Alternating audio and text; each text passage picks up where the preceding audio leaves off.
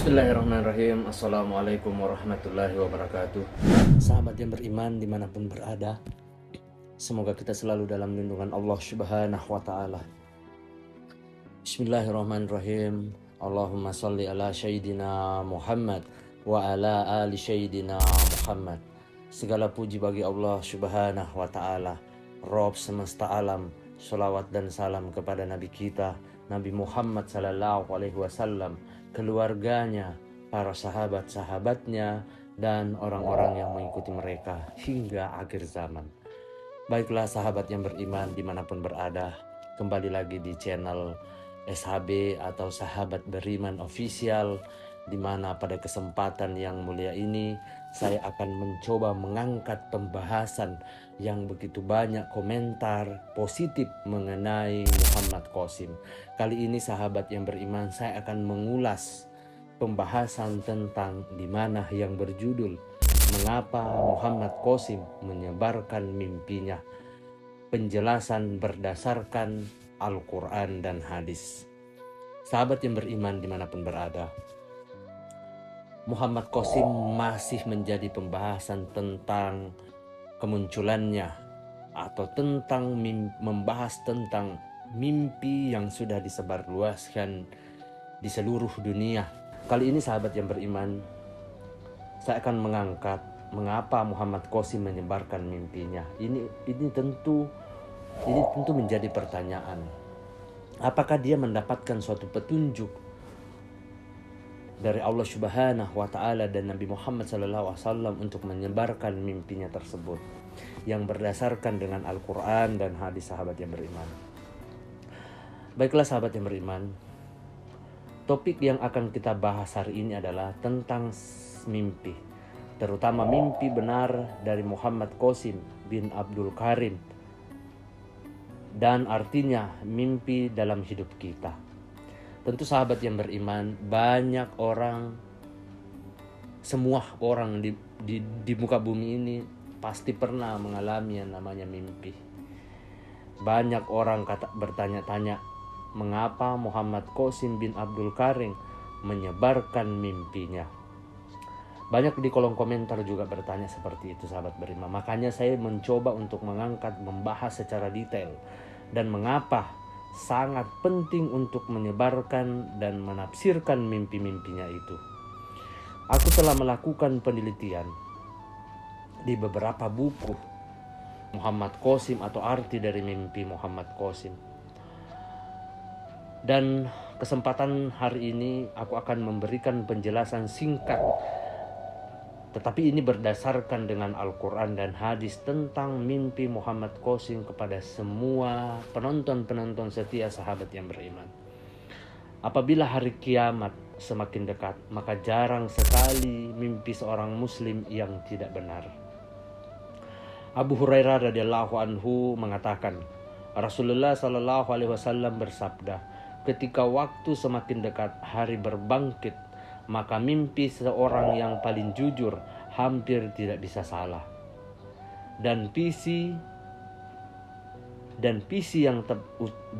yang paling benar adalah visi dari seorang yang paling jujur dalam ucapannya. Karena visi seorang muslim adalah bagian ke-45 dari kenabian. Referensi Sahih Muslim 2263. Referensi buku Baku 42, hadis 9 terjemahan bahasa Inggris, buku 29, hadis 5621. Jadi sahabat yang beriman, saya telah mengkaji beberapa penelitian dan saya mengkaji beberapa buku dan searching di Google tentang hal-hal seperti ini sahabat yang beriman. Abu Hurairah radhiyallahu anhu mengatakan, Rasulullah sallallahu alaihi wasallam bersabda, saya mendengar Rasulullah sallallahu alaihi wasallam berkata, tidak ada yang tersisa dari kenabian kecuali al-mubassyirat. Mereka bertanya, apa itu al-mubassyirat? Kemudian dia menjawab, mimpi baik yang benar yang menyampaikan kabar gembira. Tentu jika mimpi-mimpi yang disampaikan oleh Muhammad Qasim ini, berarti ini mimpi-mimpi yang baik atau menandakan suatu kabar yang gembira.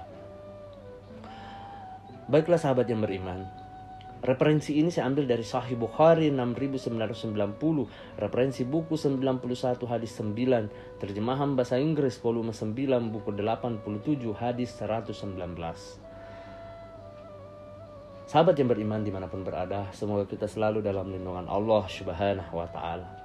Hal ini dikarenakan kenabian dan pengaruhnya sudah sangat jauh sehingga orang-orang beriman akan dibimbing oleh mimpi-mimpi yang membawa kabar gembira atau membantu mereka untuk bersabar dan teguh dalam iman mereka. Mimpi sejati adalah satu bagian dari 46 bagian kenabian. Sahabat Anas radhiyallahu anhu, sahabat yang beriman, mengatakan bahwa Rasulullah SAW berkata, mimpi yang baik adalah salah satu dari 46 bagian kenabian. Bukhari dan Muslim, Mishat Sarif volume 4 bab mimpi, hadis 541. Sahabat yang beriman, perlu kita ketahui bahwa mimpi memiliki makna khusus dalam Islam. Kita ambil kisah dari kisah Yusuf alaihissalam yang disebutkan dalam Al-Quran, membantu membuka mata dan menyadarkan orang-orang secara tidak beralasan mengingkari mimpi orang-orang beriman yang merupakan petunjuk. Sebaliknya, dalam Al-Quran, Allah Subhanahu wa ta'ala menceritakan mimpi seorang raja non-muslim Mesir pada zaman Nabi Yusuf alaihissalam yang mimpinya menyelamatkan kerajaan dari malapetaka dan musibah besar. Allah Subhanahu wa ta'ala berfirman dalam Al-Quran, dan raja berkata kepada para pemuka kaumnya, sesungguhnya aku bermimpi melihat 7 ekor sapi betina yang gemuk dimakan oleh 7 ekor sapi betina yang kurus. 7 tangkai atau gandum yang hijau dan 7 tangkai lainnya yang kering. Wahai orang yang terkemuka, katakan padaku arti mimpiku jika kamu bisa menafsirkan mimpi. Surat Yusuf 12:1243. Sahabat yang beriman dimanapun berada, Raja Mesir mengalami mimpi yang sangat menakutkan dan dia meminta penasihatnya yang paling berpengalaman untuk menafsirkan mimpinya ini. Mereka semua berusaha keras, tetapi tidak ada yang bisa memberikan jawaban yang memuaskan.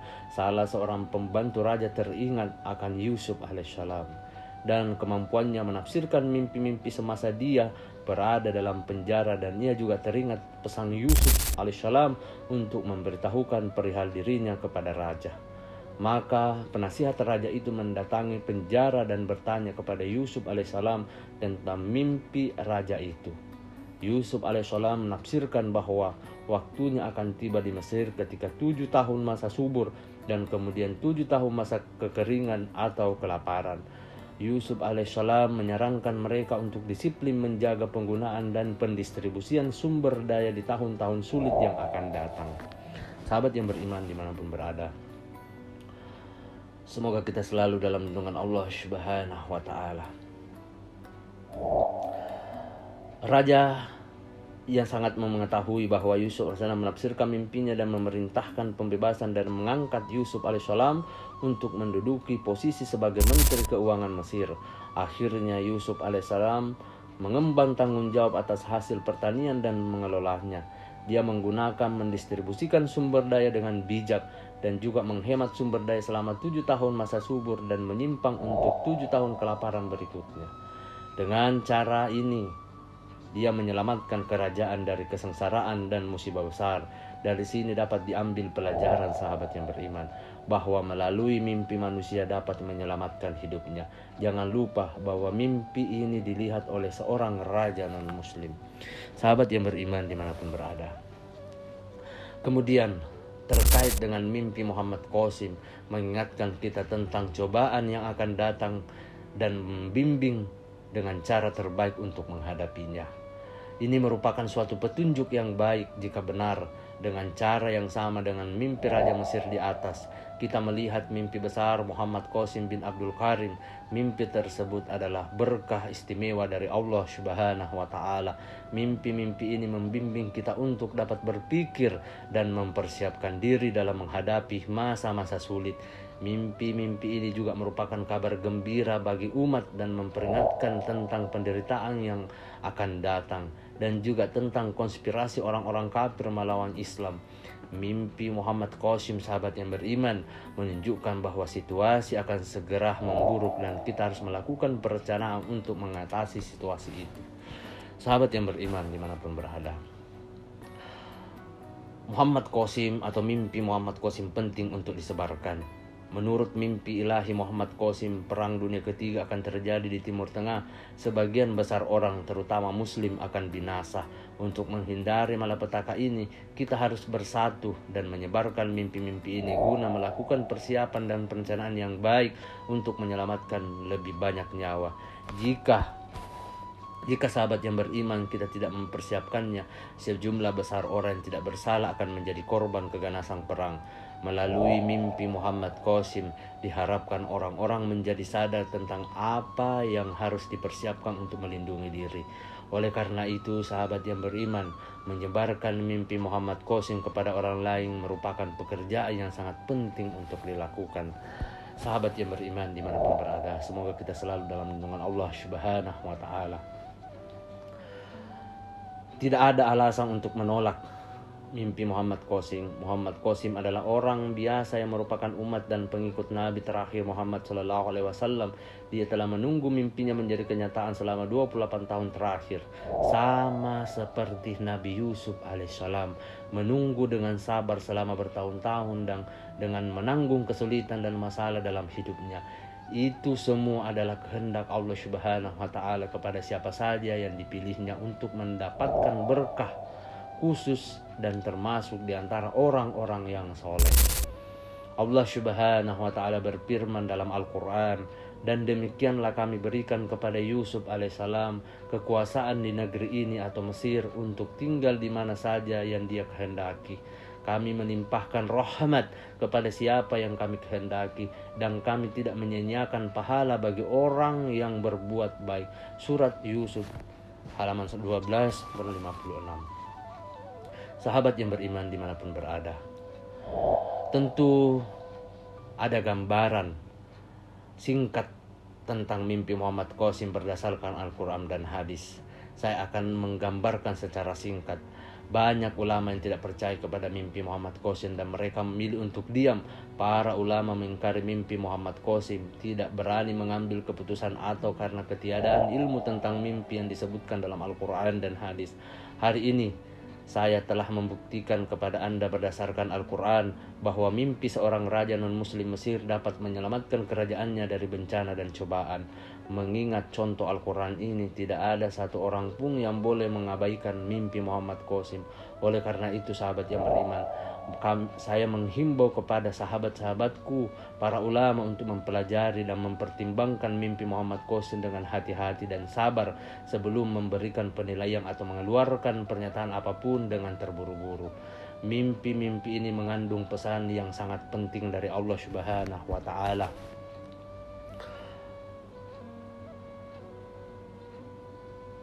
Dan Nabi kita, Nabi terakhir Muhammad SAW, tentang Pakistan dan kebangkitan Islam di dunia di masa yang akan datang, asal masa depan.